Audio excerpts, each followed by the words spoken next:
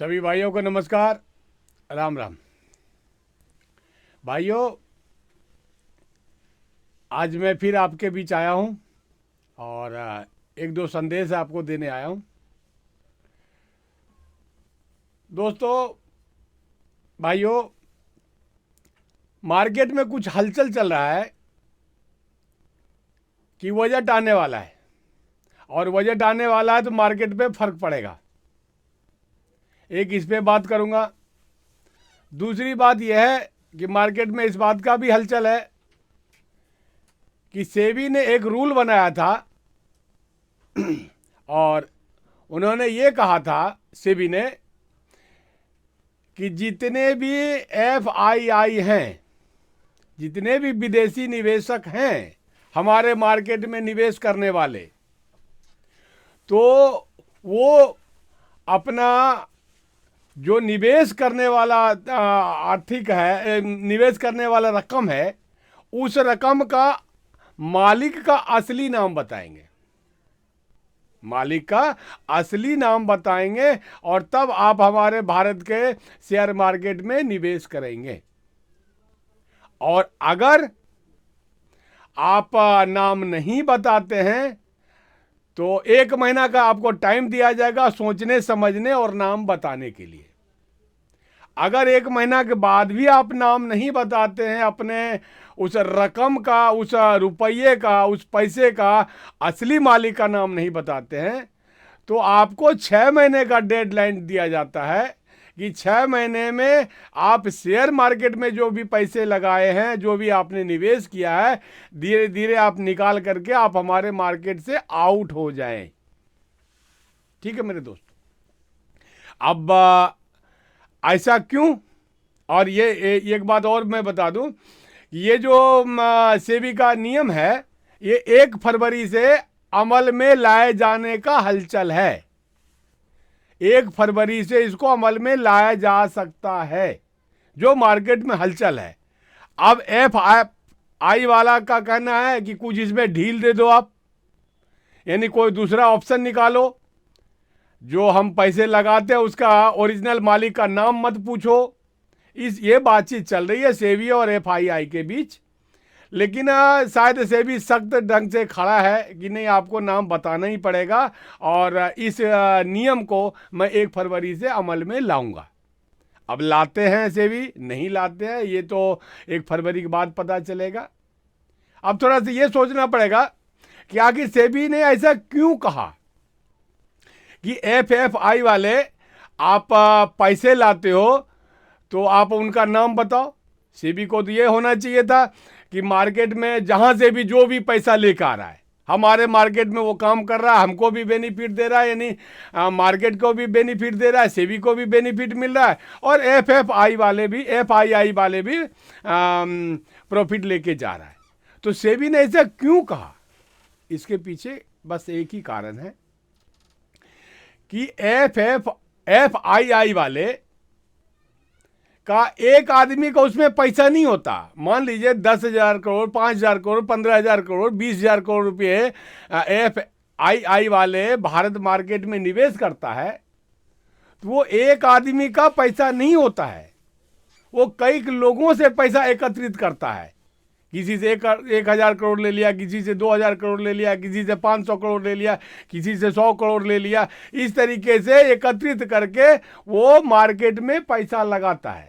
तो वो पैसा तो कई लोगों का हो सकता है, कई जगह का हो सकता है। 1 नंबर वाले आदमी का भी पैसा हो सकता है, 2 नंबर वाले आदमी का भी पैसा हो सकता है, हवाला का भी पैसा हो सकता है, किसी आतंकवादी ग्रुप का भी पैसा हो सकता है, किसी का भी पैसा हो सकता है, जो कल के डेट में भारत के मार्केट के लिए नुकसानदायक हो सकता है और कल किसी पचड़े में से भी और मार्केट फंस सकता है।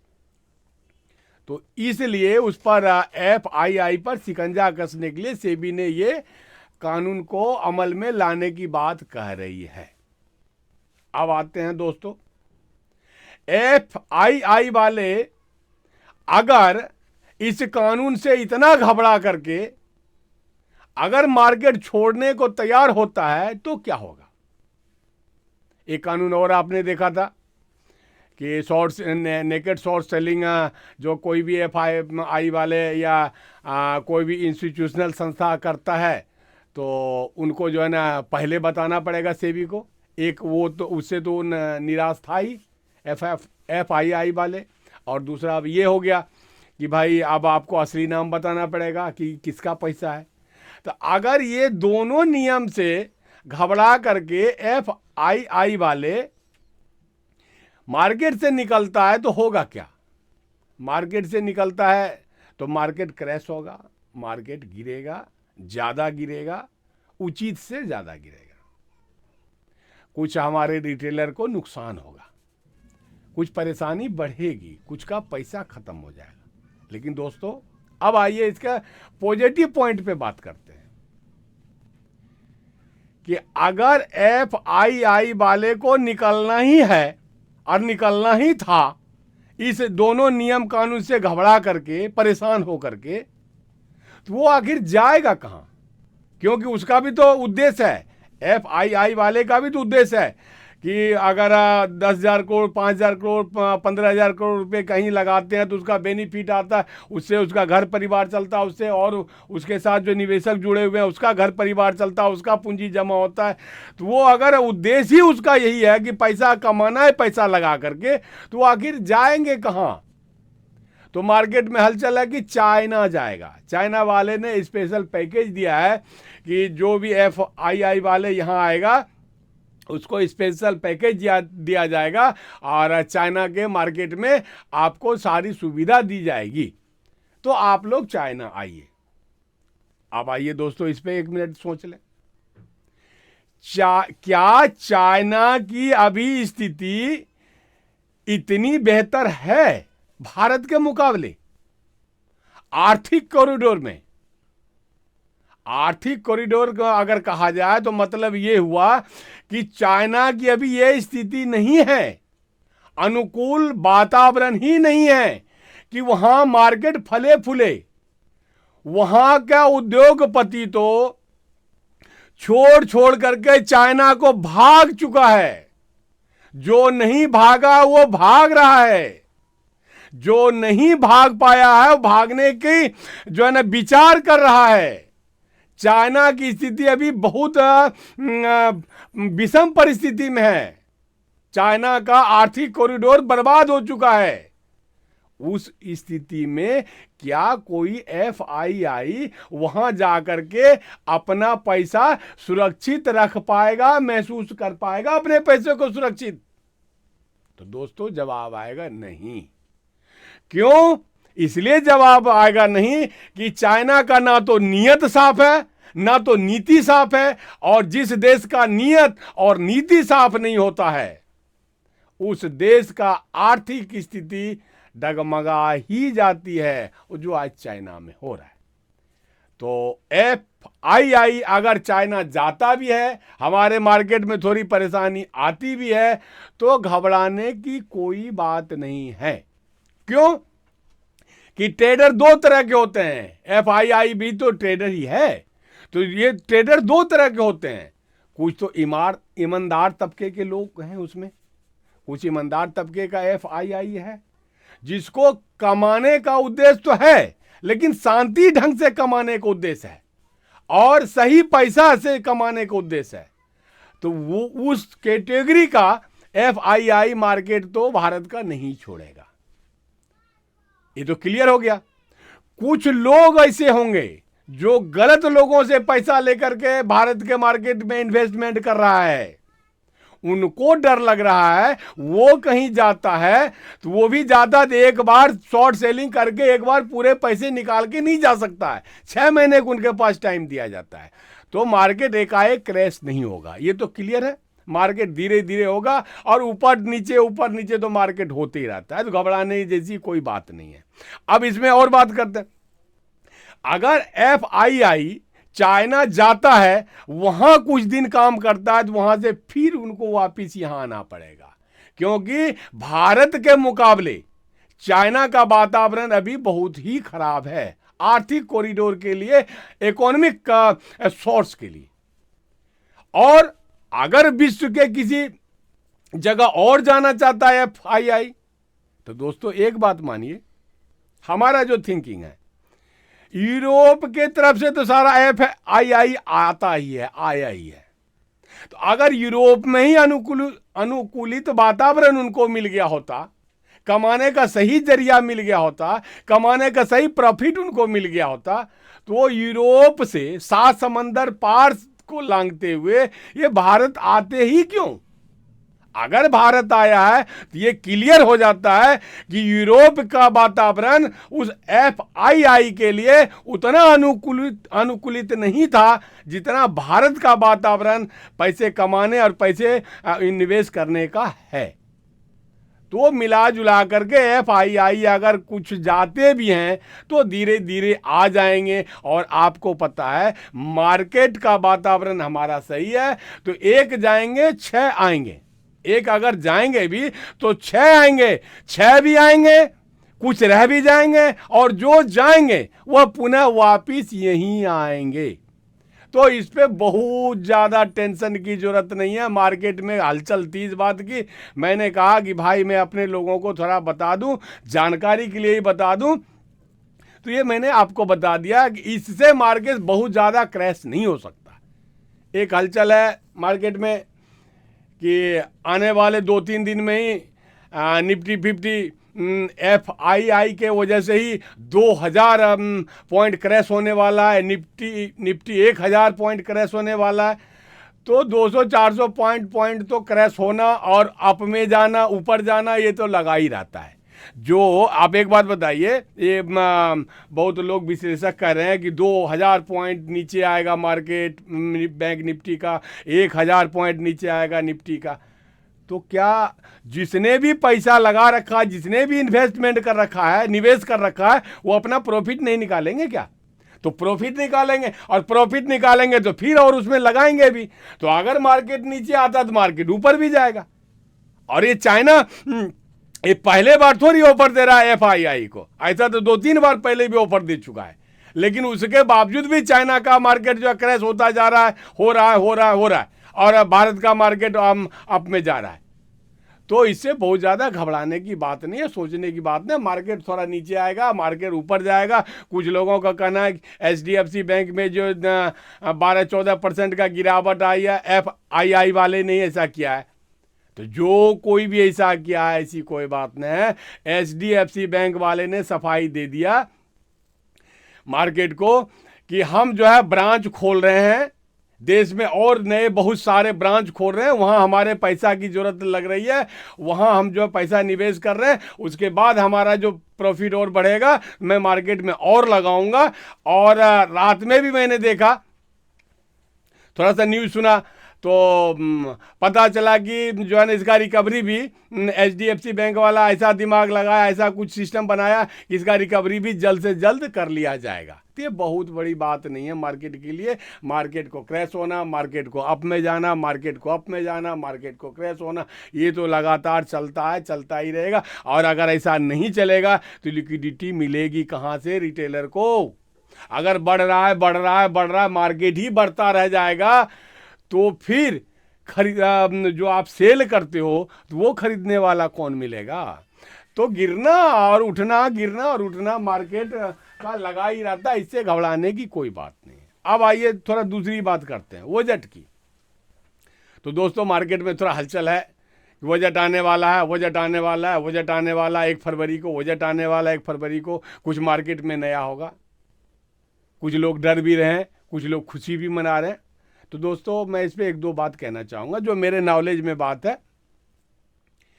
एक तो जो 1 फरवरी को बजट आ रहा है वो पूर्णकालिक बजट नहीं है, यानी पूर्ण बजट नहीं है, ये अंतरिम बजट है। ये अंतरिम बजट क्या है? सरकार को चुनाव तक जो खर्च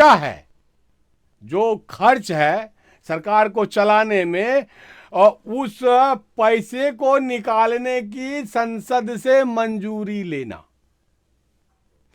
इस बजट में किसी भी सेक्टर को ना तो छुआ जाएगा, ना बहुत बड़ा घोषणा किया जाएगा, ना ही तो किसी योजना परियोजना को लागू किया जाएगा, उस पे पैसा दिया जाएगा। ऐसा कुछ भी नहीं होने वाला है। हाँ, अंतरिम बजट जो पास होगा, तो अगर कुछ घोषणा नहीं करने वाला है, कुछ योजना नहीं लाने वाला है, किसी सेक्टर को पैसा नहीं देने वाला है, तो किसी सेक्टर को निराश भी नहीं करेगा। पक्का जान लीजिए, किसी भी सेक्टर को निराश नहीं करेगा। तो जब निराश नहीं करेगा, कंटिन्यू है सरकार अभी फिलहाल कंटिन्यू है, तो मार्केट में नेगेटिव सोचने की कोई बातचीत नहीं है, बहुत पॉजिटिव भी सोचने की बहुत बातचीत नहीं है। मार्केट जो समान ढंग से चल रहा है उसी समान ढंग से चलेगा। बजट का बहुत ज्यादा प्रभाव मार्केट पे नहीं पड़ने वाला है। क्यों? अब एक बात जरा सोचिए आप, अभी भारत में लोकसभा का चुनाव होने वाला है, वो लगभग अप्रैल में घोषणा होना है, अप्रैल में चुनाव का। क्या कोई सरकार चाहेगी कि हम किसी सेक्टर को इतना निराश कर दें, वो सेक्टर अर्थव्यवस्था को चरमरा दे और वो एक हो हल्ला मच जाए चुनाव से पहले कि भाई भारत की अर्थव्यवस्था खराब हो गई, भारत की अर्थव्यवस्था खराब हो गई? तो क्या वो अर्थव्यवस्था खराब वाले माहौल में लोग किसी सरकार को वोट देगा? नहीं देगा ना।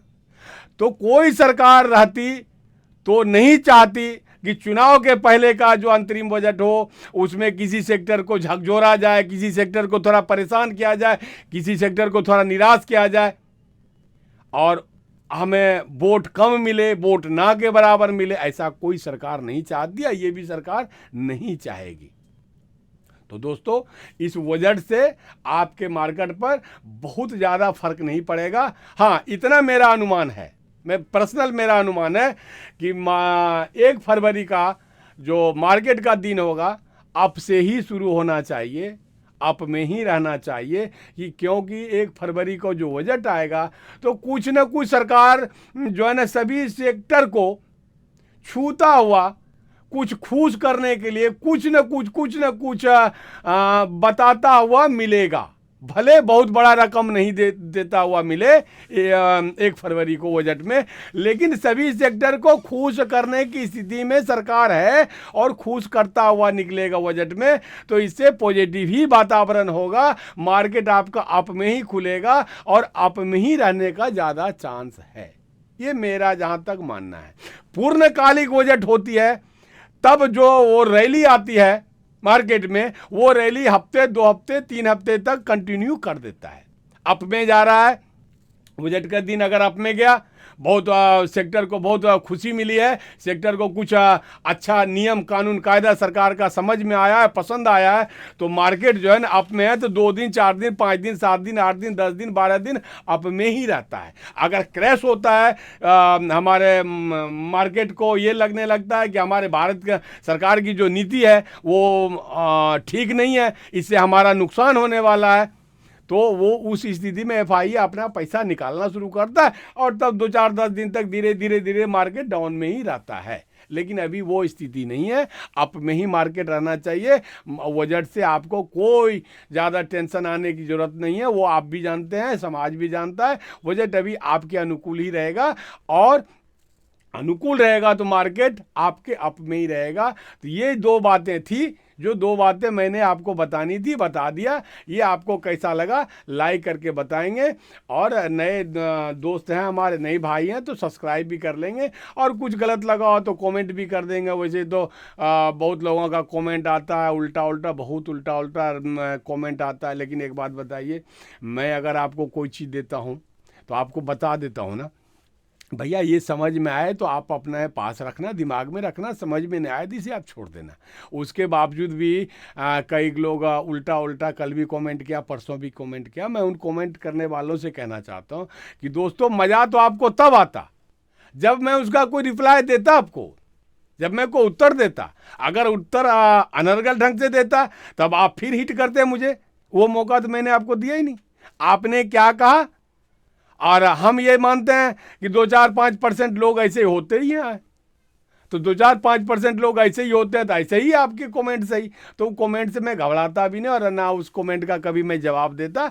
आपका जो सही जवाब होगा, कई लोगों ने हमको कमेंट किया कि भाई जो स्कैल्पिंग वाला आपने वीडियो दिया है वो क्या टाइम फ्रेम है, उसको उस कैंडल को देखने क्या टाइम फ्रेम है। मैंने लगभग सबको जवाब दे दिया कि 5 मिनट के टाइम फ्रेम पे आप उसको देखेंगे और बगैर पैसा लगाए 1 हफ्ता 10 दिन आप प्रैक्टिस करेंगे, देखेंगे कि कितना पॉइंट आप ले सकते हैं। आपको 7 point, 8 point, 10 point, 12 point, 15 point मिलता है या नहीं मिलता है, ये देख लेंगे। अगर मिलता है तो फिर और आप जो है ना उसको प्रैक्टिस करके अमल में लाने की कोशिश करेंगे, तब आप पैसा लगाने की कोशिश करेंगे। तो उचित कमेंट का जवाब तो मैं देता हूं, और अनुचित आप करते हो तो आप देखो आपका मुंह खराब होता है। हमें तो उससे कोई फर्क नहीं पड़ता, हमें आपका जवाब देना ही नहीं है, और ना तो हमें उसके बारे में कुछ विशेष सोचना है। तो दोस्तों सभी को नमस्कार, मैं सेबी से कोई रजिस्टर्ड नहीं हूँ।